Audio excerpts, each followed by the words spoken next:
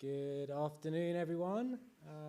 Thank you for joining us here in what may be the best presentation of the event. We are here today to talk about careers at the ADB. My name is Paul Houston, and I am a HR partner here with the bank. What we're going to do today is have a short presentation, okay? I'm sure you've seen lots of presentations, lots of slides. We're going to have a few slides, not too many, hopefully, to give you a bit of background into what we look for at the ADB. But then I think what the most important part of today will be is an open Q&A, right? I want to hear questions from you, and then hopefully I can help you with any questions that you may have about working at the bank and how you could potentially have a career here, okay? So first of all, before we get started, I might just bore you a little bit with my background. I've been with the bank for just coming up to 4 years, 4 years in the middle of October, and I relocated here from London with my family. I worked previously for the EBRD, which is the European Bank for Reconstruction and Development, who are headquartered in London, a development organisation very similar to the ADB in terms of the work that they do and the structure. They're slightly more focused on the private sector, and they cover different regions, although there is some overlap in Central Asia with the work of the ADB, okay? Prior to that, I worked in the private sector with organisations like KPMG, who you may or may not know.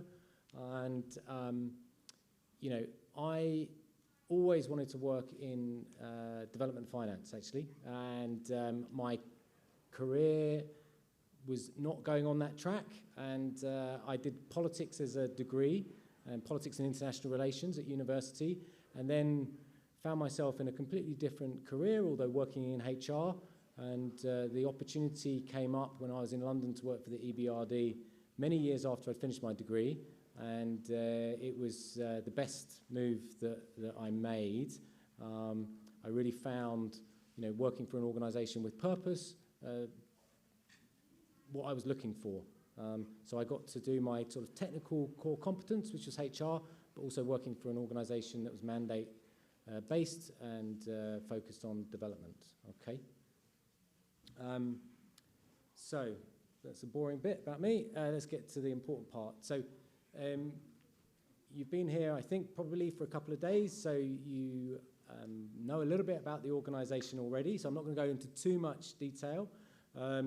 We do have a kind of strategic direction, which is to support our developing member countries to alleviate poverty and improve the lives of those people in the region, okay? And everything we do heads towards this kind of strategic direction, and therefore, why is that important when you think about a career in the organisation? We want people to join us who also want to be involved in that mandate, okay? It's very important. And what we hear from staff is one of the main reasons they're here, okay? We have key areas that we're focused on.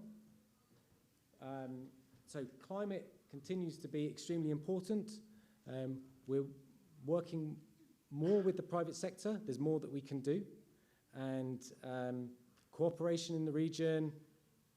The digital landscape is rapidly evolving, changing so fast it's hard to keep up with, but we're also trying to support our developing member countries with that work.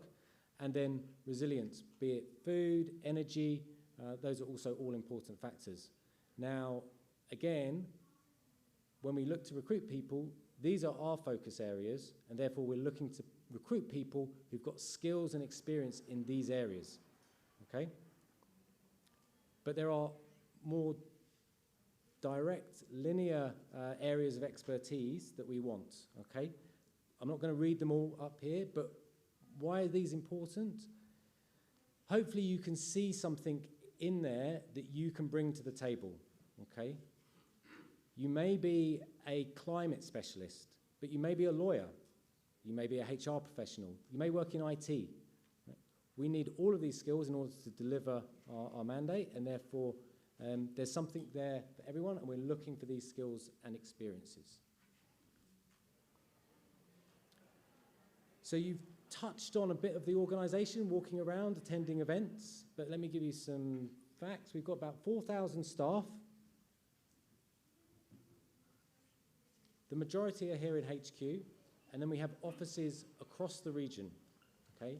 So we operate from Turkey all the way out to the Cook Islands, and we have offices in all of the countries we operate in.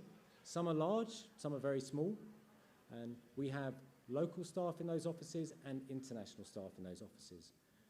To work in the organisation, you have to be a national of one of our member countries, okay? One of our member economies. So if you are Peruvian, we appreciate you, but we are unable to hire you, okay? You have to be a national, okay? It's really important. You can be a dual citizen, okay?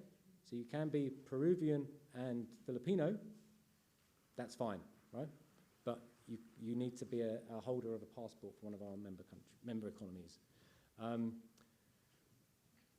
We've got a very diverse population here, right? You've seen it walking around the building.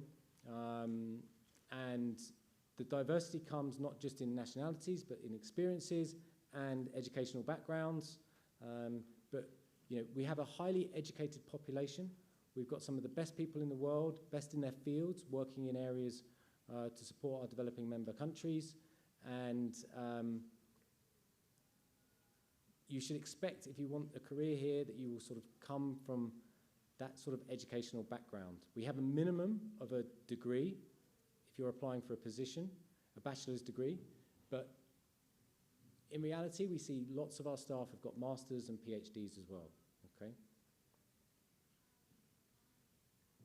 So as I said, minimum 6 years, university degree, they're the kind of the basic entry points. We look for international experience, okay? We're looking for people to bring expertise. It's really important. And similar experience, okay? So have you worked for an organisation like ours? Do you understand the context? Have you worked in the region? Okay? Have you worked on projects that we might work on? Those are all things that are valuable to us to ensure that we can deliver to a high standard. Communication skills are critical. English is the working language.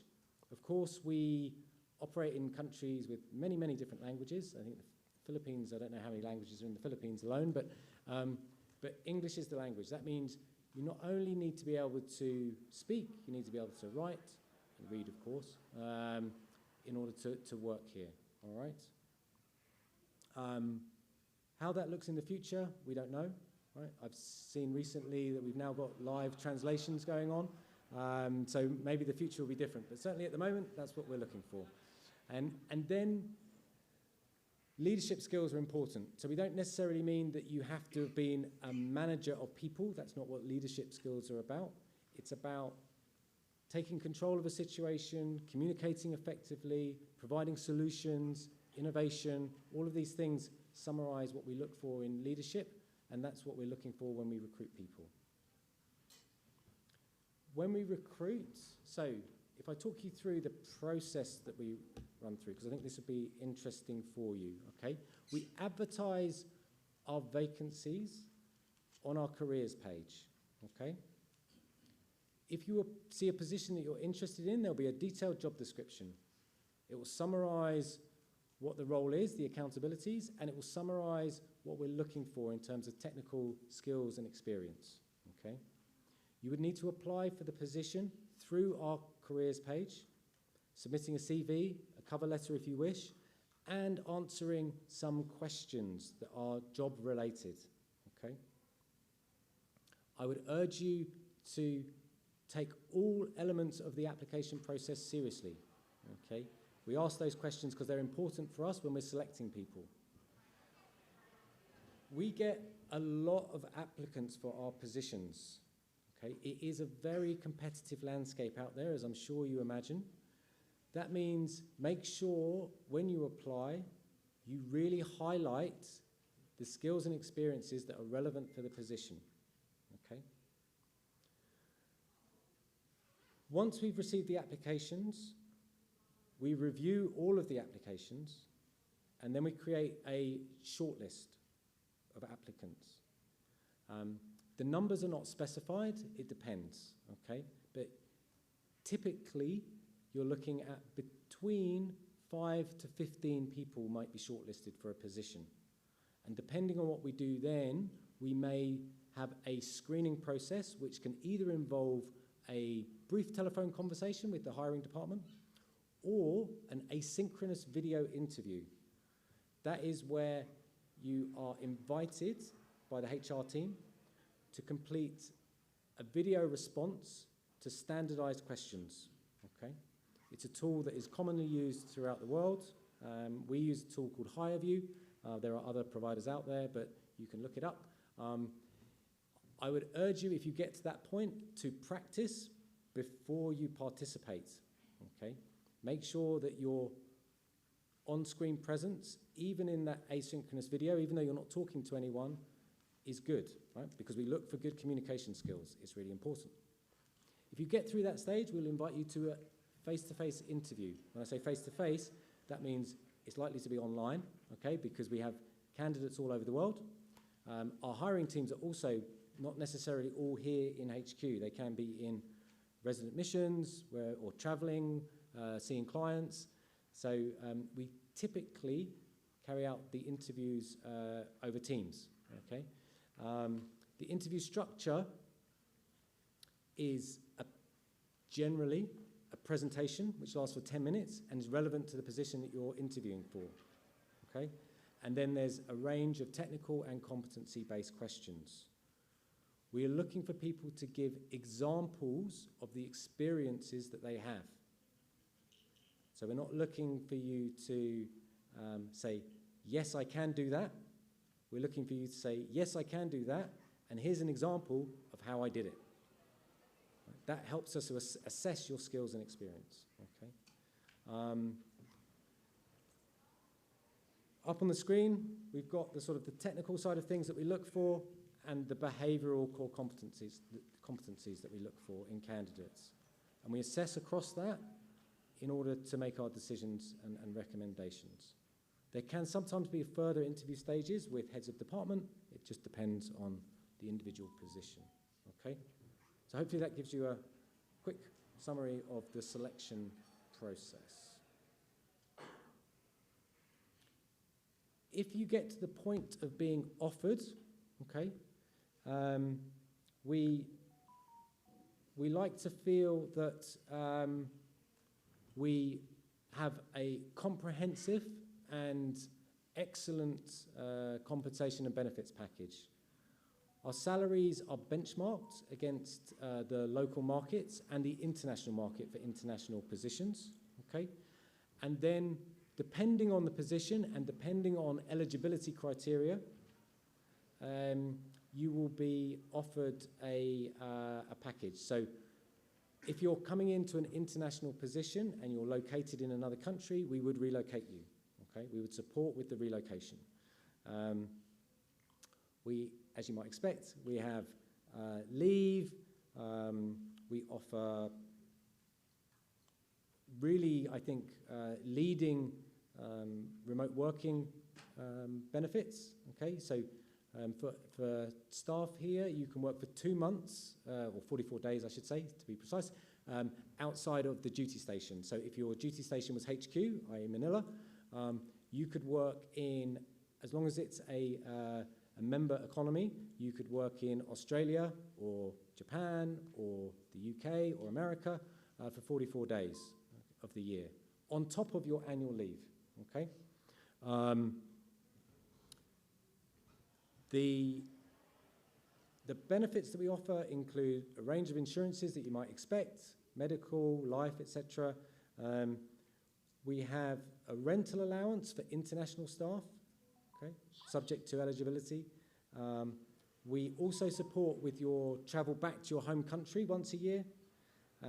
Retirement benefits are excellent, and if you have dependents, we also offer an education allowance. Again, there are certain eligibility criteria. I won't go into the details here, but it's a pretty all-round comprehensive package. And as I said, we believe it's really good. Why do we offer all of these things?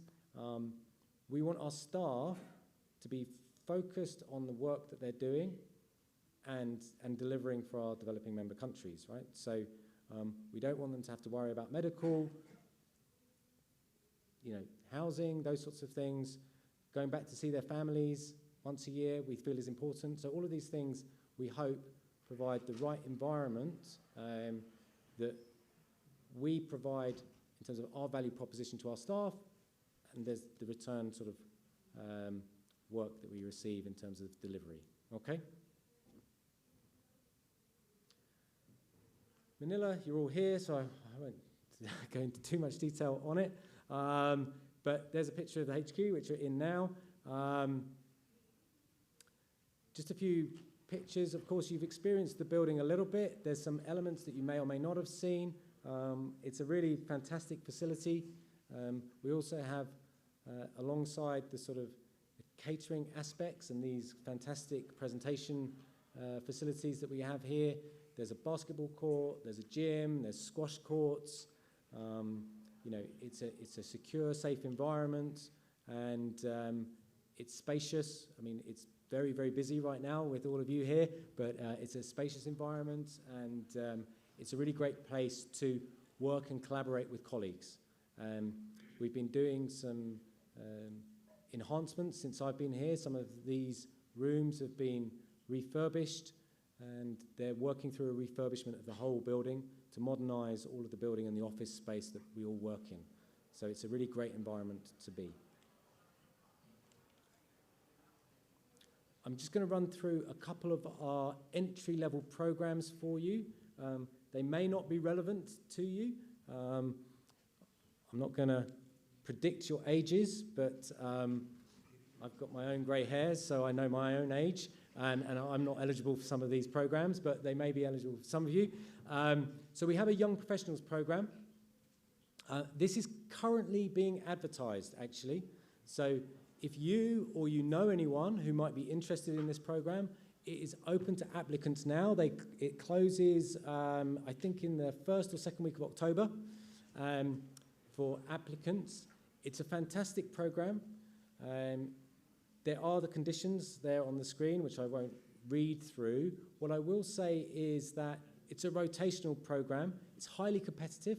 We don't have many spaces for it, but what you see, the people who get those slots, they go on to be the future leaders of the organisation. Okay? There's heads of department here currently who came in as YPs 15, 20 years ago. Okay? So it really is a great platform to grow and develop your career in a development organisation. And we get approximately, I think last year we had about 3,000 applications for about 6 positions. So you'll see the sort of competitive nature of it. But I would encourage you all to, as I said, if you don't meet the eligibility criteria, talk to people who do.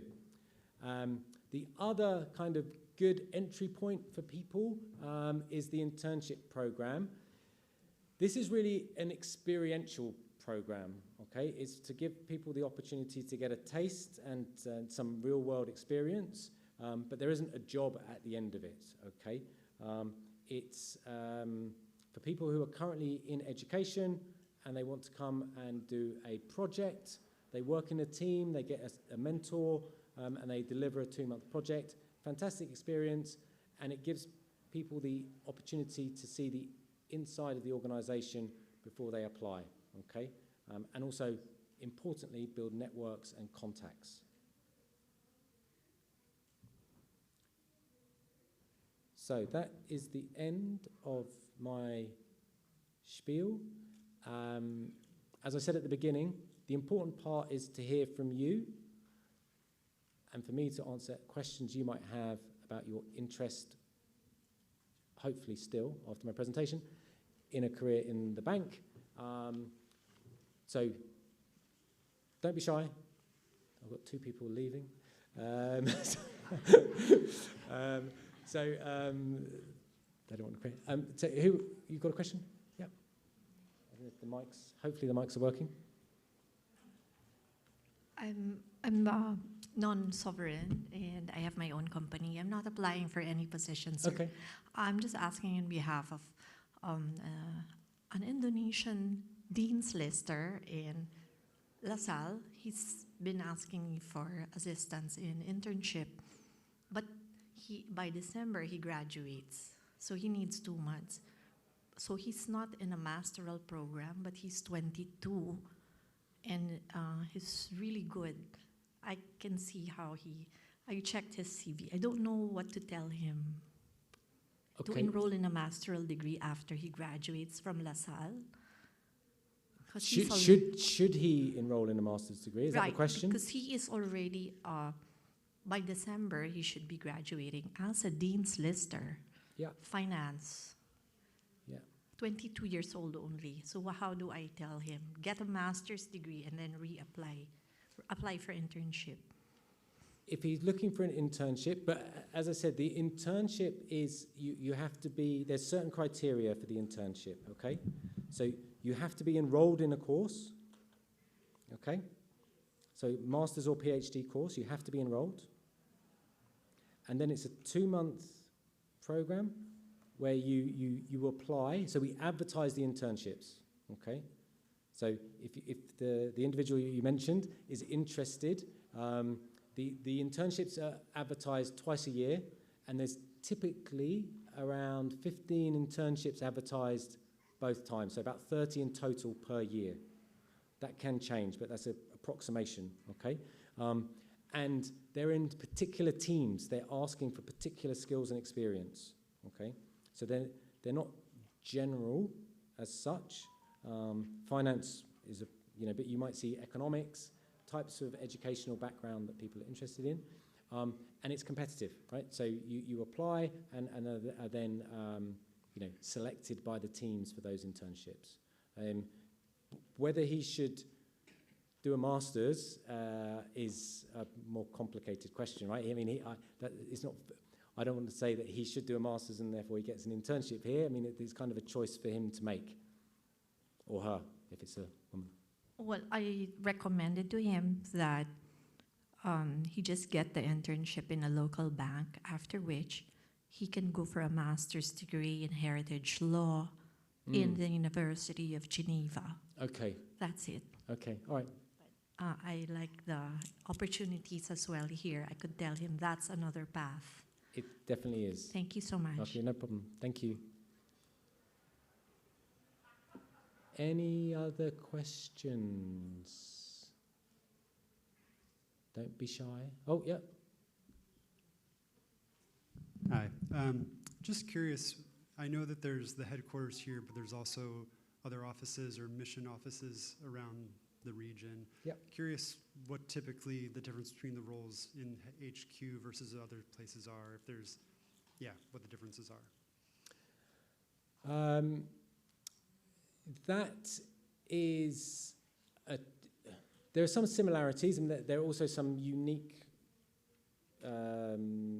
roles depending on the particular mission. So they're all responsible for slightly different things, okay? So in the resident missions, we will either have a country director, and a deputy country director, or a representative. So we have some offices. We've got one in Japan, one in Frankfurt, and one in Washington, where they are quite small, and they're there to provide relationship management effectively with the member states that those countries, that those offices are based in, okay?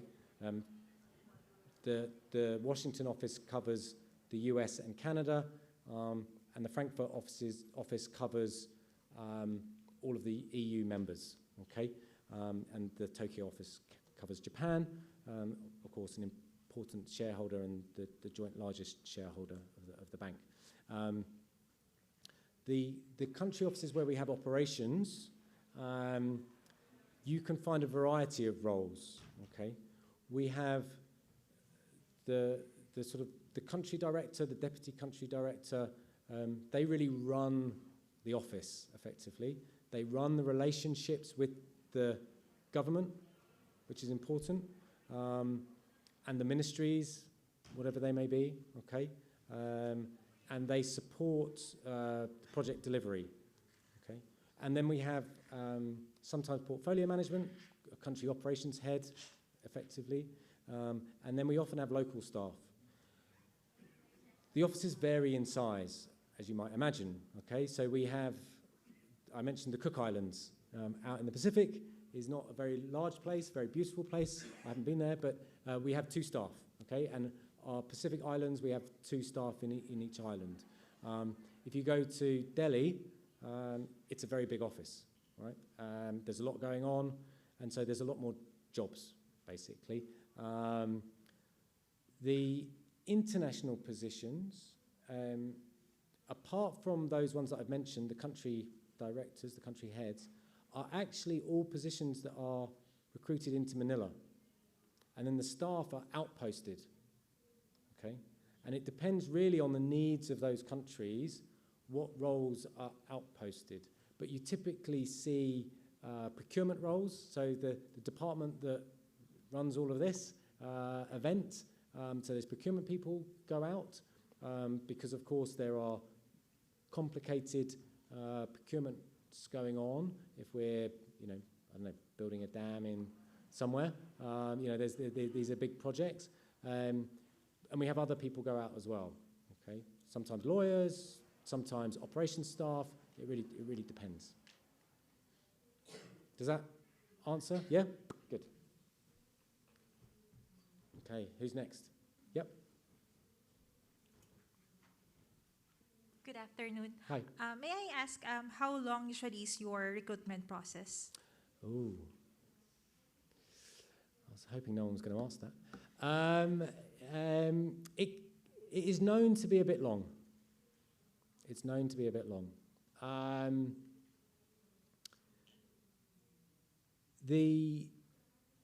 Ideally, I would say that from the point of advertising to the point of making an offer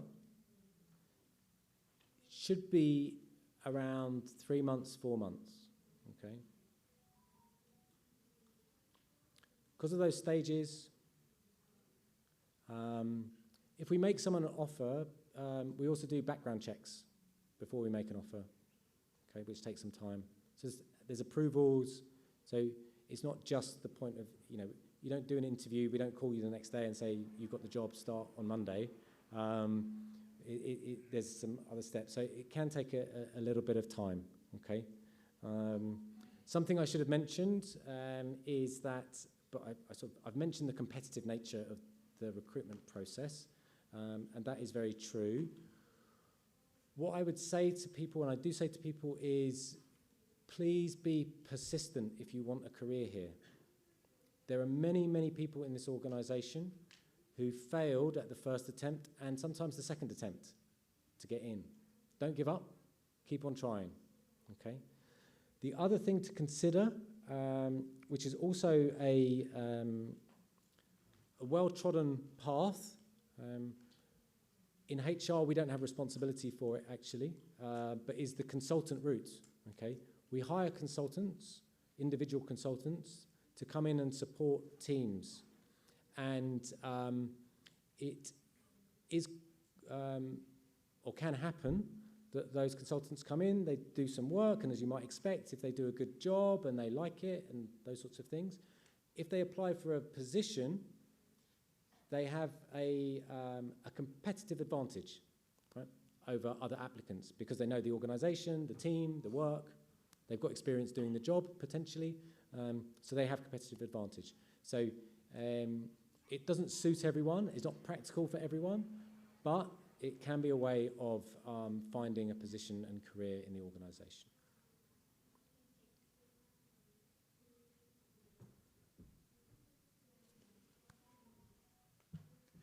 Hi, it's not that something I have something to hide, but how do you guys do background check? How do we or do like them? reference check? Yeah, that's absolutely fine. We ask you for references, okay? And you would provide us with your current employer or last employer and 2 to 3 other references. And we would then approach them and ask them to provide a reference for you, okay? We also have some teams that check things like the internet, right? And those types of background checks as well. For the reference check, what if my previous company's people, they don't speak English well? How is it gonna work for them? We would cross that bridge when we come to it. Okay, thank you. That's right. Hi.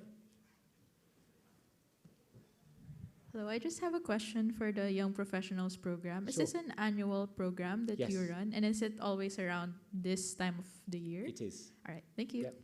That's right. That was easy. Any other questions?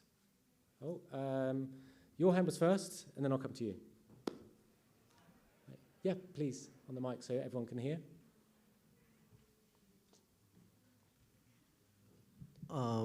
Is the 32-year-old age ceiling for ADB programs, how to say, are there any plans for ADB to open pathways for mid-career opportunities to still contribute? So the young professional program that I showed was a specific program. We don't have age restrictions on our other vacancies, and you can apply to any position that you're interested in. We have a retirement age. I don't think you're there yet. But 65.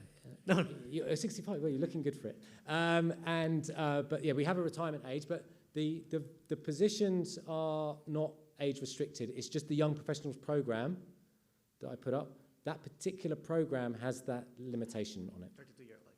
Okay. So. Thanks.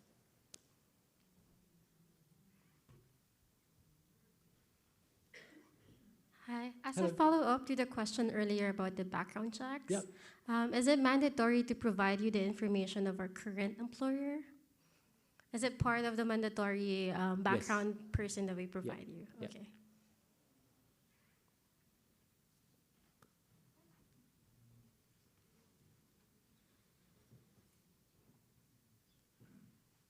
Good afternoon. Hi. I just like to know that after submitting the application, what are the process like? Are you going for some verbal conversation or online meeting, something, or the written or something? What are the steps actually you follow? I understand the reference checking and all that is background things. The reference checks is at the end. Yeah. Okay. So, but in between, what are the processes Yeah. like? So How you select the person? Sure. So I touched on it during the presentation. So the reference checks are only for people we offer positions to, right? So it's right at the end, right? We don't reference check applicants, okay? The steps are apply onto adb.org. There's the careers page. The jobs are listed, okay?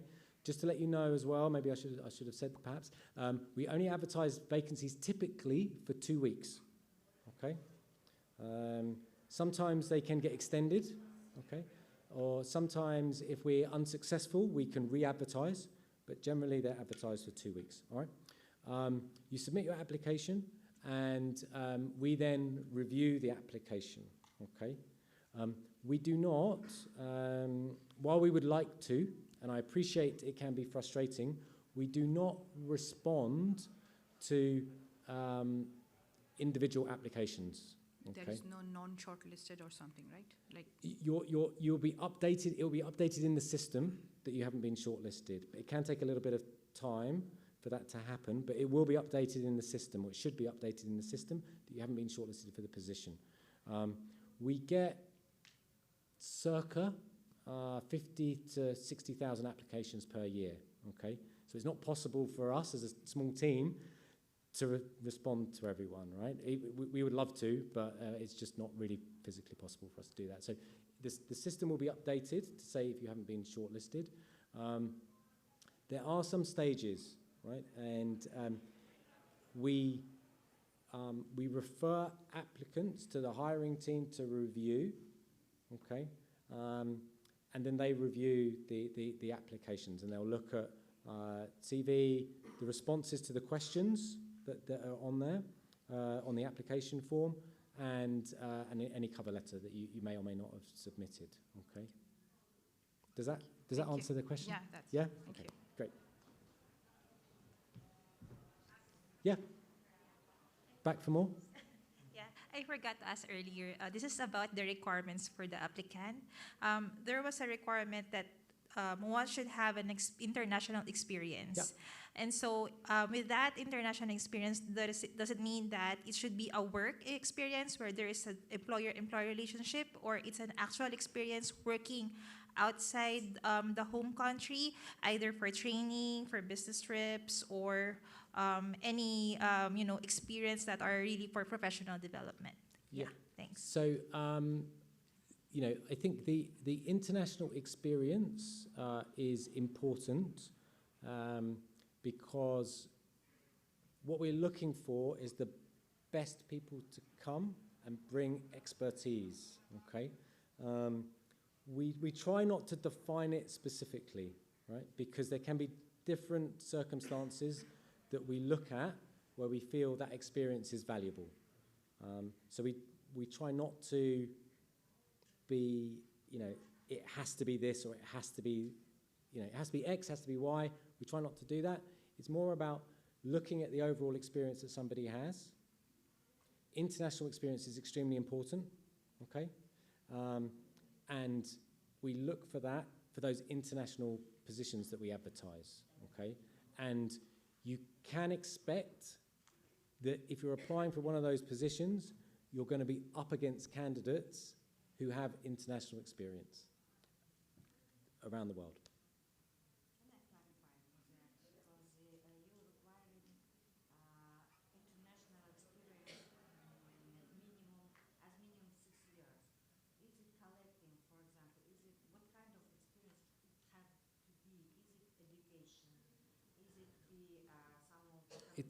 It's 6 years. It's 6 years post-education experience, but we tend post-education experience. It doesn't. Should be a work in the international company, or no. It's 6 years post-education experience. Okay, that's relevant, right?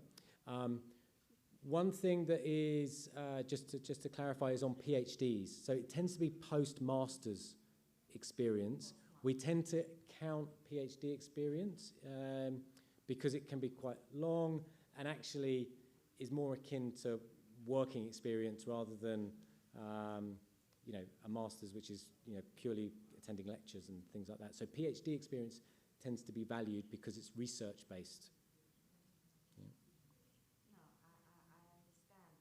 If you have not a 6 years experience, but you have worked in the international institutional organizations during the 4 years, is it not enough for that? But after that, you have some of the conditions, some of the deal in the local companies. Yeah. Is it count or not enough? Yes, it can. Any interaction with work experience, more than 6 years work experience is the minimum.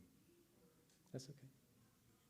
So typically, again, there are some exceptions to these, but generally, people who join us on international positions, while we have a minimum of 6 years, they typically have 10 years plus experience. Okay, sometimes 15 into our entry-level international positions. Okay,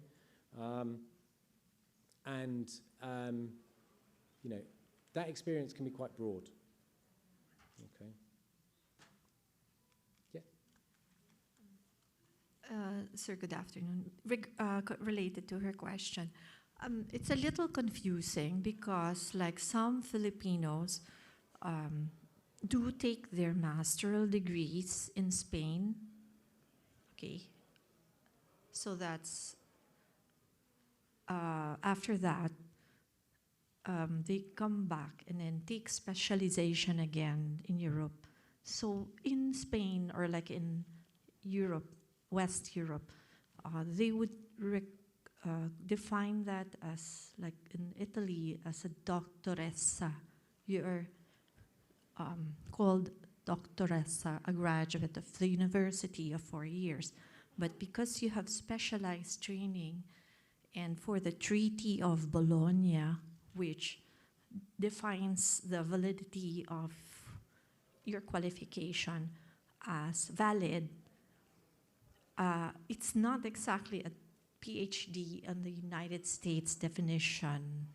The definition of doctorate and highly specialized skills people do matter in the Schengen, NATO countries. So it's a little confusing if the PhD definition of the United States would be also considered as equivalent to the doctorate, highly specialized people who have 3 years, 60% lab training, which is like surgeons.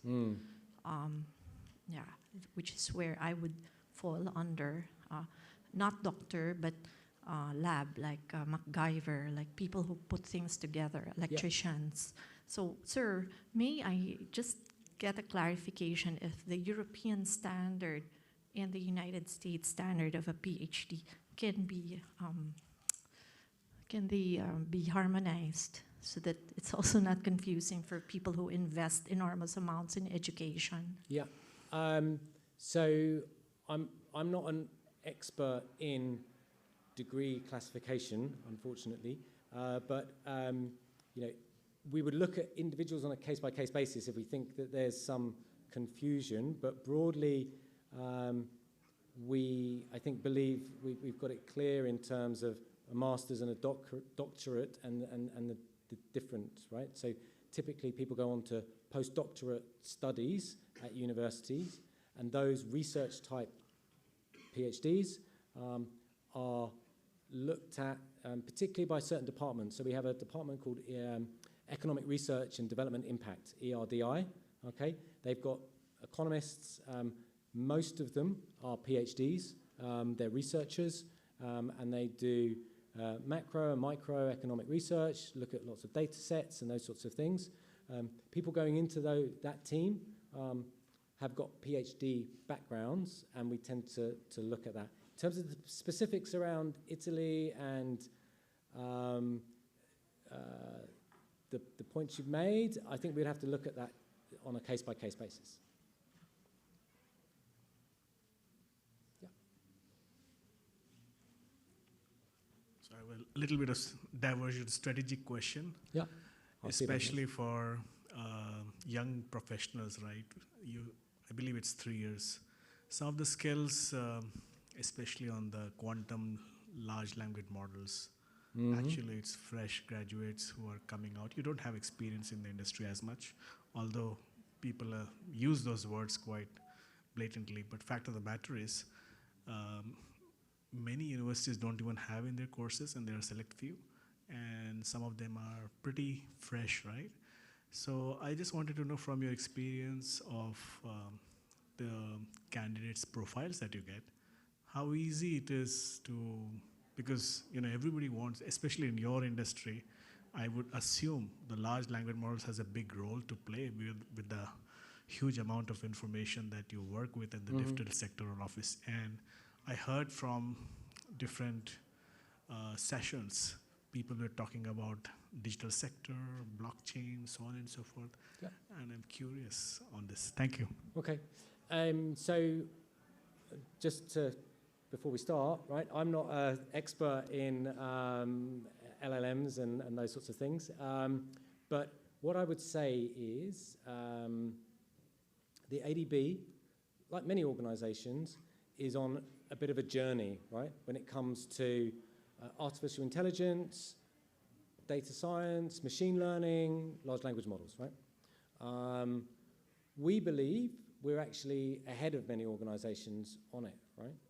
And we've got kind of two aims in a way, right? One is our internal aim, right? How do we make our staff more data literate?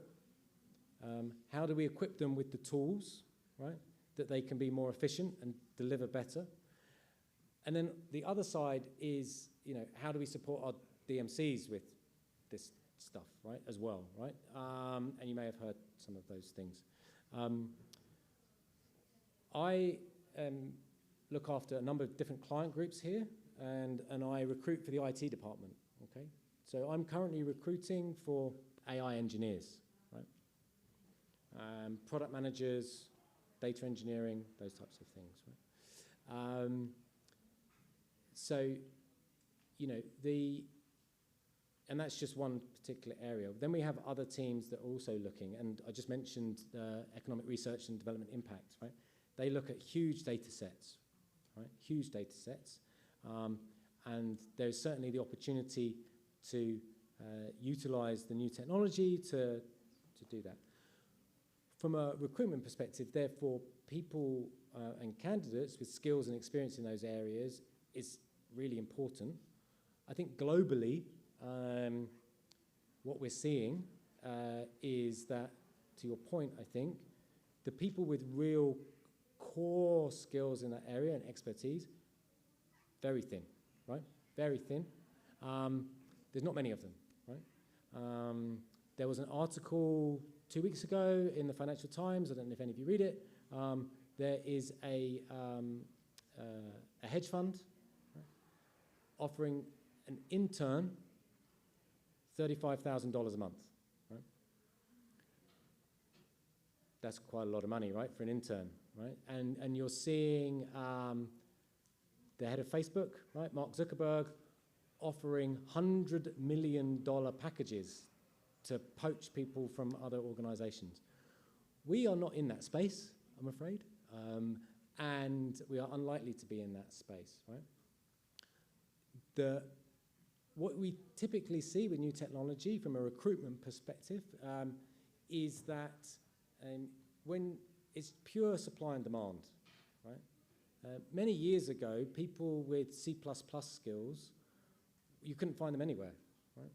Salaries went through the roof, contract rates went through the roof, and then over time, people went to college, they learnt the skills, and you know, we're currently in a space where there's very few people with these skills, and over time, students are, you know, my kids are, you know, more advanced than I am, right, obviously, right, in terms of their knowledge of AI. And so we will see a change, but we are definitely seeing a change, right? The usage of these tools is becoming ubiquitous. Here in the bank, there are literally thousands of use cases. So that is the starting point of what do we use the AI for? We need it to do this, that, and the other, right? HR, where I work, has got hundreds of AI use cases, and many of the departments here do as well. So skills and experience in those areas are going to be critical for everyone and anyone. How it all evolves and develops, we don't know. So do you get younger people applying in the young professionals program for that? So in the young professional program, the positions we've got, we don't actually, at this point, I don't think we've got any positions in the IT department, actually, for the young professional program. They tend to be in the operations department, because the young professionals program is not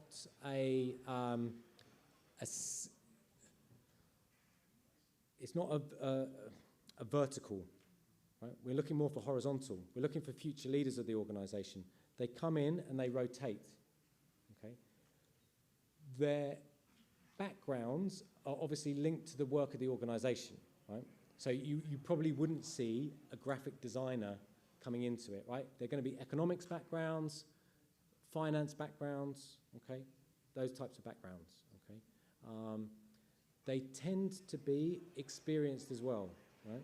So if you saw the age limit, it's 32, right? We don't recruit many people. Again, I'm not saying it's impossible. We don't recruit many people into the YP program who are 25. Because when we've got 4,000 applicants, you're seeing people who've got PhDs, internships, and experience, right, coming into that program, who still meet the eligibility criteria. Does that make sense? Okay, great. Any other questions?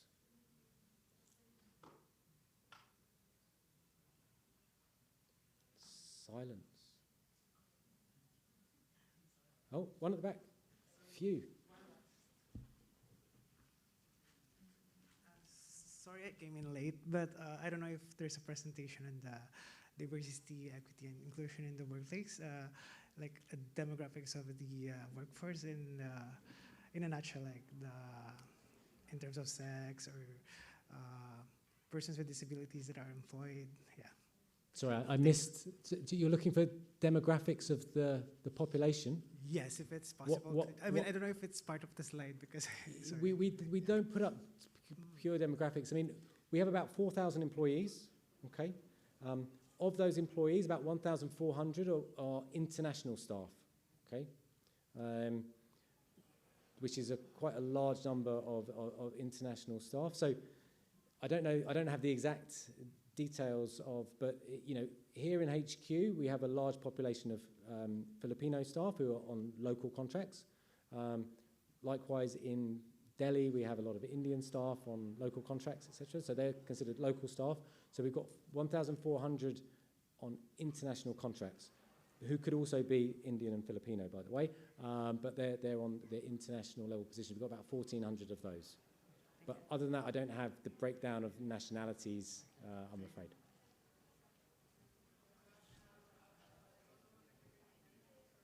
Any other questions?